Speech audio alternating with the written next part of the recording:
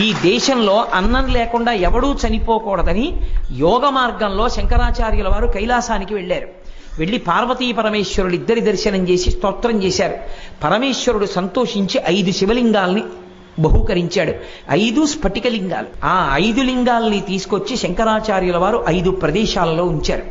అందులో ఒక శివలింగం కంచి కామకోటి పీఠాధిపతుల చేత ఆరాధింపబడుతుంది.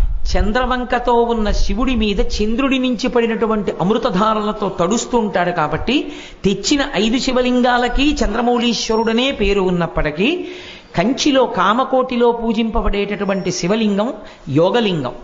2వ లింగాన్ని శృంగేరిలో ఉంచారు.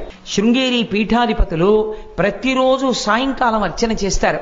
శృంగేరిలో ఉన్నది భోగలింగం, నేపాల్లో ఉన్నది అక్కడ పెట్టినది వరలింగం, అలాగే కేదారంలో పెట్టినది ముక్తిలింగం, చిదంబరంలో పెట్టింది మోక్షలింగం.